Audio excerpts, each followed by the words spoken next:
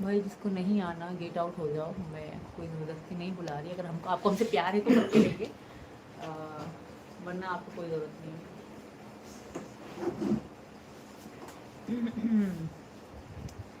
पूरा भारत तुम्हारे साथ है, माही आर्या।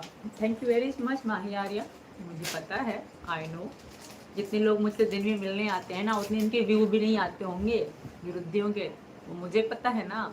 तुमको क्या पता, जितने व्यू उनके व्यू नहीं आते होंगे, इतने लोग मुझे एक महीने में मिल, एक महीने का 10 दिनों में आते हैं मिलने के लिए। अरे मेरे भारत के लोग बहुत अच्छे हैं, मेरा भारत महान, और यहाँ के लोग भी बहुत महान है। मेरा भारत महान, मैं बड़े दावे के साथ कहूँगी, मेरा भारत मेरा भी है, हम सबका हिंदुस्तान है। हम्म, और कुछ भी पूछना चाहो तो पूछ सकते हो। Science science and fun. भाभी मेरा नाम मोहित तेवतिया है, शायद आपको पता है। आपने मेरा नाम बहुत बार लिया है। हाँ मोहित, मुझे पता है, और थैंक यू वेरी मच, बहुत बहुत शुक्रिया आपका सपोर्ट करने के लिए। सीमा भाभी राधे राधे। परी कहाँ है? परी यहीं है, परी को बुला के ला मैंने। अरे बच्चे कैमरे में आते हैं तब भी लोग बकवास करते हैं, नहीं आते तब भी लोग बकवास करते हैं। तो बच्चे बिल्कुल ठीक है, बच्चे मेरी ज़िंदगी हैं, बच्चे मेरी जी जान है। बच्चों से लोगों को क्या पता मैं बच्चों के लिए क्या किया क्या नहीं किया। लोगों को बता तो मैं नहीं करूँगी ना, वो मुझे पता है कि मैंने बच्चों का भविष्य बनाया है, बना रही हूँ, कैसे बना रही हूँ, वो मुझे पता है। मैं स्पीकर में तो नहीं बोलूँगी, लोगों की तरह बकवास तो नहीं करती रहूँगी ना। है, और लोग अपने बच्चे नहीं संभालते, दूसरों के पीछे पड़े रहते हैं हाथ धोकर। सब मोह एक जैसे नहीं होते। हाँ, सब लोग एक जैसे नहीं होते, और इससे मुझे कोई फ़र्क नहीं पड़ता, मुझे कोई फ़र्क नहीं पड़ता। बकवास करने वाले करेंगे। साला एक बकवास करने वाला आदमी तो ड्रामा कर रहा है, उनको लोग सुन भी रहे हैं। और एक बात याद रखना, उनके भौंकने से कोई फ़र्क नहीं पड़ने वाला हमारी लाइफ में। और अगर कुछ होता भी है तो मैं अपने भगवान जी का फैसला समझ के स्वीकार कर लूँगी, ना कि मैं पछताऊँगी, हाय राम रोऊँगी, नहीं। मुझे कोई फ़र्क नहीं पड़ने वाला। और सचिन के सालों को मैं समझा बता दूँ,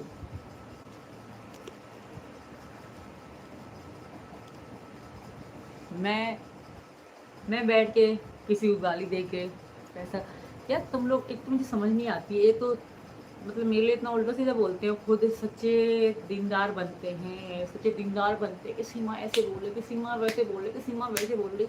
अरे गधों, तुम इतने सच्चे दीनदार हो तो किसी की मतलब काम में बात में तुम क्यों टांग अड़ा रहे हो? तुम अपना घर संभालो। पर अफसोस, अगर वो मेरा नाम लेंगे नहीं लेंगे तो खाना कहाँ से खाएंगे? अगर सीमा का थंबनेल नहीं लगाएंगे तो बताओ।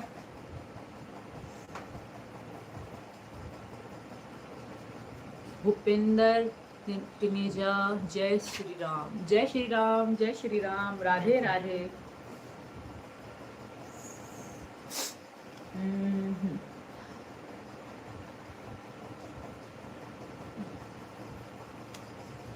हाय रवि। मुकेश गोपाल क्या कह रहे हैं हिंदी में? हाय भाभी। हाय डबल जी। आप इंडिया भी ट्रैवल करो।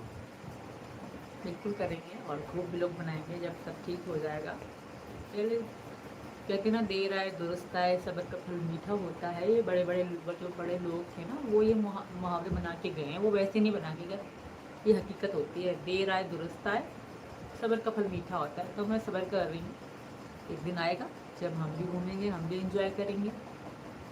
भारत है इतना सुंदर। हाँ।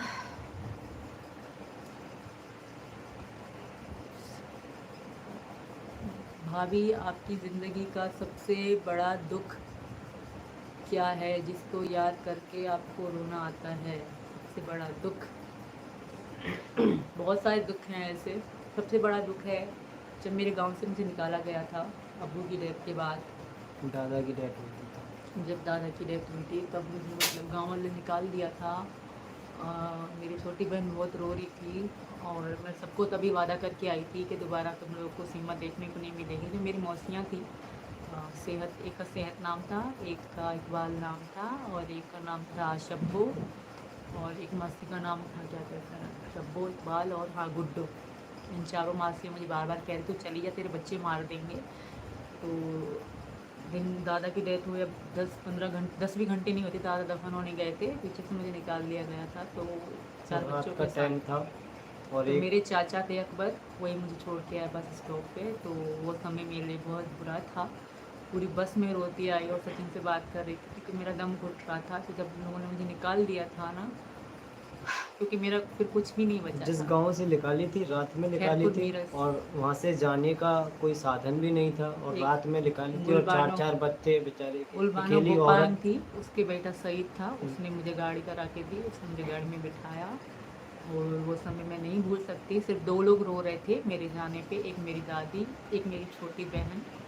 और फिर मुझे तब एहसास हुआ कि शायद मैं वापस तो कभी गाँव जाऊँगी नहीं, पर मैं उनके लिए दुःख का सबब हूँ, तो मुझे चले जाना चाहिए। तो मैंने फैसला लिया और सचिन को कह दिया कुछ भी होना है, मुझे 60 दिनों में तुम्हारे पास आना है, क्योंकि मेरा कुछ भी नहीं है, मेरा कोई भी नहीं है। तब मैंने दोबारा अपना वीज़ा लगवाया नेपाल के लिए, तब मैं आई।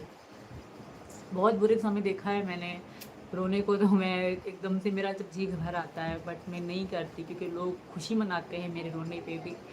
तो लोग नहीं समझते कि मैं भी औरत हूँ, मैं भी दिल रखती हूँ, मैंने भी दुख देखे हैं, मैंने भी मजबूरियाँ देखी हैं। मैंने सब कुछ खो दिया अपना, अपना बाप जो मेरी ज़िंदगी था, मेरी बहन जो भी मेरी ज़िंदगी थी, और मेरा गाँव, मेरा सब कुछ था। बट कहते हैं ना, जिसका कोई नहीं होता ना, बस उसका कोई ना कोई होता है। तो सचिन ने मुझे सहारा दिया।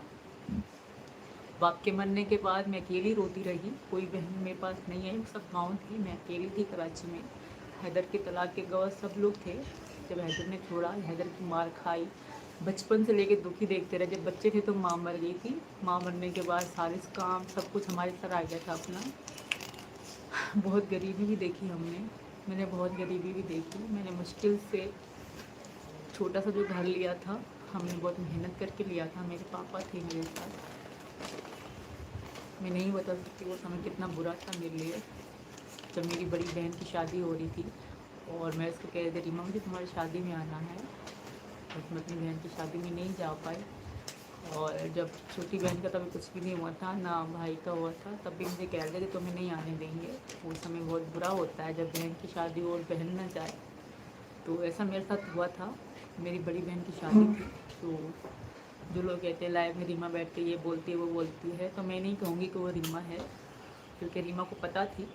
जब मुझे हैदर मारता था तब भी रीमा को पता होती थी, हैदर ने मुझे छोड़ा तब भी रीमा को पता होती थी। और रीमा की शादी में मुझे रीमा ने नहीं आने दिया। रीमा ने क्या, लोगों ने नहीं आने दिया था, और रीमा ने कह दिया कि तुम मत आओ। बहन का मैंने फ़र्ज़ निभाया था, जो मुझे देना लेना था मैंने उसको किया था, बट उसने नहीं निभाया। मैं यहाँ बहुत खुश हूँ, बस ये लोगों को बर्दाश्त नहीं हो रही कि सीमा खुश क्यों है। खामखा लोग बीच में टांग अड़ाते हैं, अपनी बातें रखते हैं, खामखा है वो सब कुछ, ऐसा कुछ भी नहीं है। जो वो लोग कहते हैं सीमा ने ये कर दिया, अरे मैं औरत हूँ, मैं क्या कर सकती हूँ, मैं कुछ भी नहीं कर सकती। पाकिस्तान की औरत कुछ नहीं कर सकती। और जो मैं क्या बोलूँ, मुझे इमोशनल नहीं होना, स्पेशल पाकिस्तानियों के लिए, और उसको याद करके जो इस वक्त सिर्फ मुझे, मेरे बच्चों को गाली देते हैं।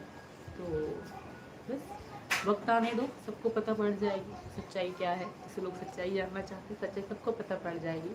मैं कितनी बार पिटी, मैं कितनी बार दिल्लत झेली, मैं कितनी बार तकलीफ़ों में आई, किसी ने पूछा तक नहीं था मुझसे, सबको पता है। मैं 1 महीना हैदर ने मार के मुझे निकाला था घर से, 1 महीना मैं उसके घर रही थी, खाल रीमा वालों के घर, रीमा के साथ, अबू के साथ रही थी जब हैदर पाकिस्तान में था। 1 महीना मैं उनके पास रही, खाला शम्मा और आमना वालों के घर में हम रहते थे, उनके 2 कमरा थे। तो 1 महीना मैं वहाँ पे रही, तब भी तलाक की बात चली, तब तलाक नहीं हो पाया था, उसके बाद दोबारा तलाक हुआ था। बट बहुत बुरी दिन देखे हैं मैंने। मेरे अब्बू मेरी ज़िंदगी थे। अब्बू हमेशा मतलब मुझे और मेरे बच्चों को बहुत प्यार करते थे, इतना प्यार करते थे जिसकी कोई हद ही नहीं है। लोग कुछ भी कह रहे किसी के बाप को, किसी की माँ को गाली दे के तुम कहाँ के अच्छे बन रहे हो। अच्छा इंसान कभी किसी के माँ बाप को गाली नहीं देता, कभी किसी को उल्टा सीधा नहीं बोलता। मैं एक पूछना चाहूँगी उन सबसे बात, एक सवाल का जवाब। जब किसी का सहारा होता है बाप, वो बाप मर जाता है, हैदर से भी मेरा ये सवाल है, जब बाप मर जाता है